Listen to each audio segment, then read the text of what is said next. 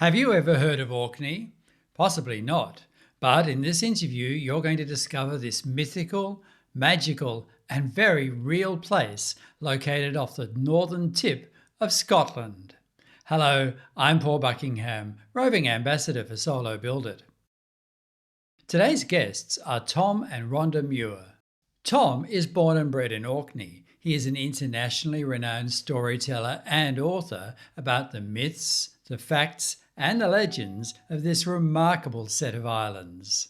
His wife Rhonda is a blow-in from the United States, and together they are bringing Orkney history to life via Orkneyology.com for the locals and an ever-increasing number of tourists. I've travelled from Australia to meet Tom and Rhonda, but by the magic of video, somehow we're almost there. And so the last step is to take this ferry from the far north coast of Scotland to the Orkney Isles to meet our next Solo Build It business entrepreneurs.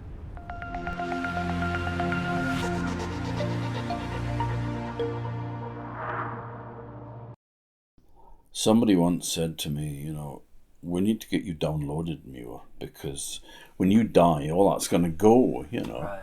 And I thought, well, yeah, okay, so this is my attempt at being downloaded. We hoped in the beginning that it would be for visitors, of course, to help people to find the more remote areas that aren't just, the main points that everybody wants to visit. But we thought there were many equally wonderful, beautiful, special sites, but people wouldn't know where to find them. So we wanted to help lead them to these places and tell them the stories that go with the places. But we also are hoping, and we have seen some evidence that it's going to be so, that local people will also use the materials that we're putting out. Right. Another thing is that we wanted to preserve some of the lore, the stories, the history that might otherwise be lost. So why a website? What made you even think that it was a good idea? That would be my fault. It is.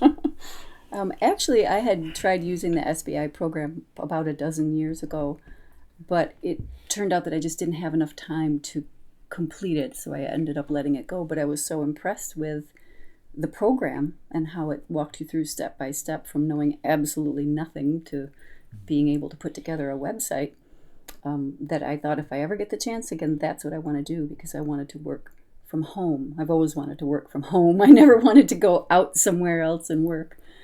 And then when I moved here, it became even more important to have a business that would be flexible and location independent. Right. Because I need to be able to go back to America and visit my family for 3-4 weeks at a time. So there are other Orkney-related sites around. What's the difference between Orkneyology.com and everything else? I think probably because we're approaching it as ourselves in a very personal way, which actually was something I struggled with when I was first thinking about how to design the website. Do we remain anonymous narrator who's just putting up all this information, or is it us presenting information to people? And we made the decision to be visible. Well, in Orkney, you are open and friendly people, so to hide your identity would seem strange.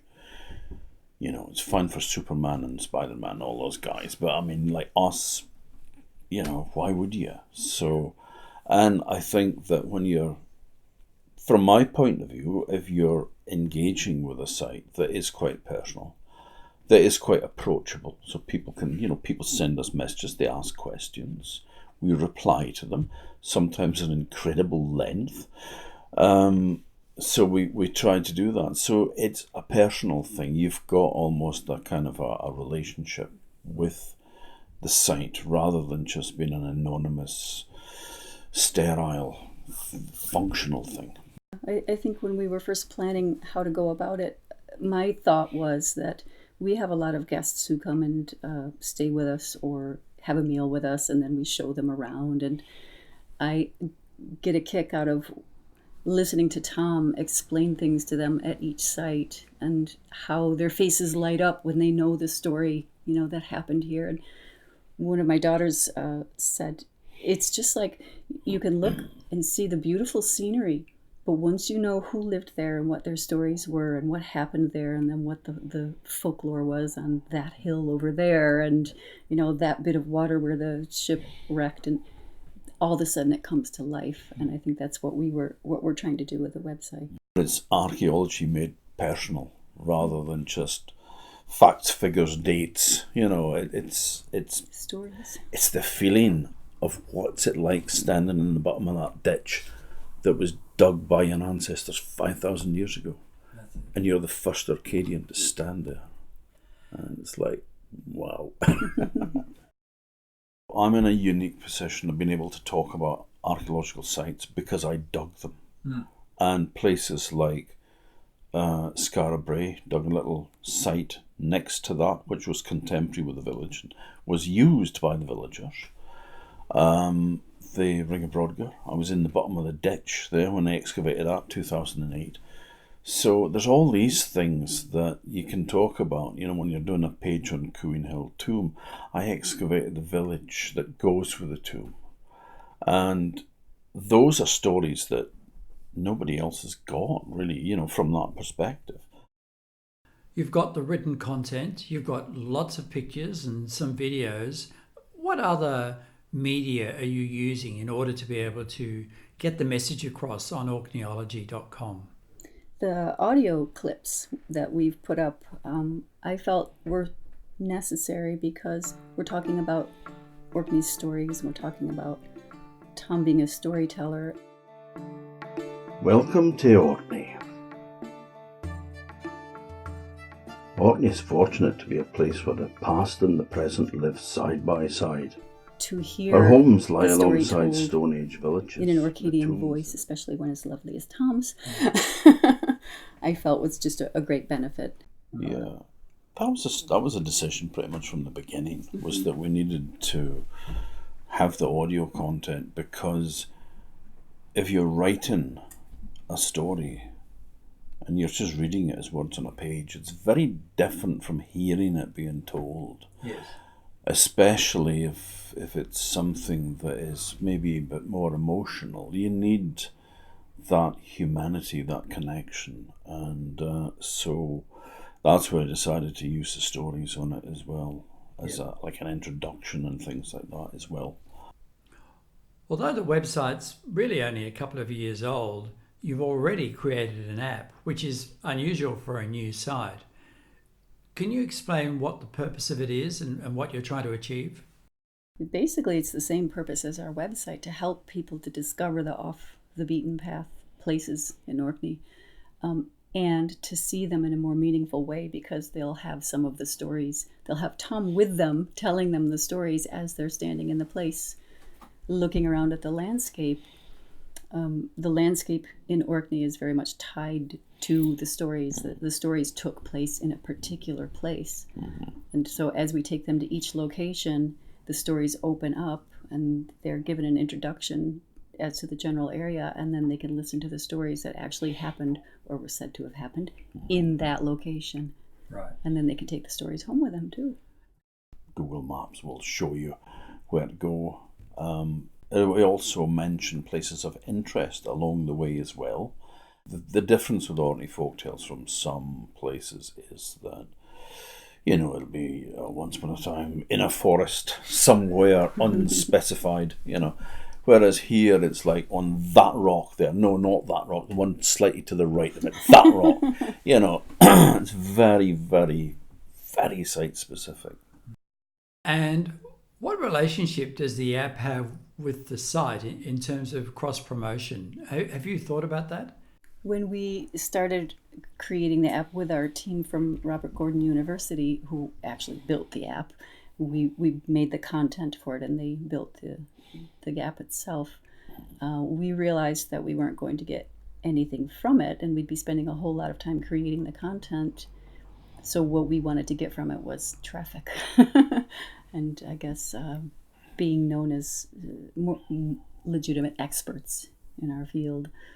So we asked them to be sure to link back to the site, and of course they are, and we're very, very much working with the university to promote it on its own and also through our website. So yeah, it'll be cross-linked in quite a few different ways. I realise that it's early days for the site still, but have you created a plan about how you want to make money from it? Do you have a goal? I'm trying not to make goals as much anymore because they stress me out. I have found that I set myself a goal, and if I can't reach it, I get stressed. So instead, I'm trying to look at the long term. I did make my monetization plan back in day 4 or whatever it was when I was supposed to, and had some good ideas. And I think what we will end up doing next, other than with the app, will hopefully, if Robert Gordon can get some more funding, then they'll be creating it into a way that I can add more trails into it, and then we can have those for sale. They won't be for free, all of them, but even if that doesn't work, we're going to be doing similar things ourselves, not with an app because we don't have that capability, but selling digital products, basically, ebooks and books and print on demand. Right. On a final note, is there something that perhaps you'd really like to say about building an online business or creating the content, something that we haven't already asked? Well, I mean, I just wanted to encourage anyone who's thinking about using SBI. I am not being paid to say this. I've used it twice now. Once many years ago, it didn't work out because my life was way too busy at the time. I just couldn't do it. But I was so impressed with the program that I came back again, and I could not have done any of this without it. And it's more than just putting up a website. Anybody can put up a website nowadays. It's about building a business and having that mindset from the very beginning as to where you're heading with it. For myself, even though the progress has been much slower than I hoped, it's been deep and it's been good, and I feel like I'm learning so much as I go along. And every time I run into a wall where I want to do this thing but I don't know how to do it, I go back to the forums, back to the action guide, and study it, learn it, do it. It's enabling me to do what I want to do, what I can see in my head I can now make happen. And as we reach the end of our time with Tom and Rhonda Muir, there's no doubt that they have the passion, the inspiration, and the resources to build a wonderful online business, Orkneyology.com. What kind of idea, inspiration, and passion do you have? Do you have something that you believe could create a whole new financial future for you? Come and investigate Solo Build It just that little bit more. You'll be amazed what you find.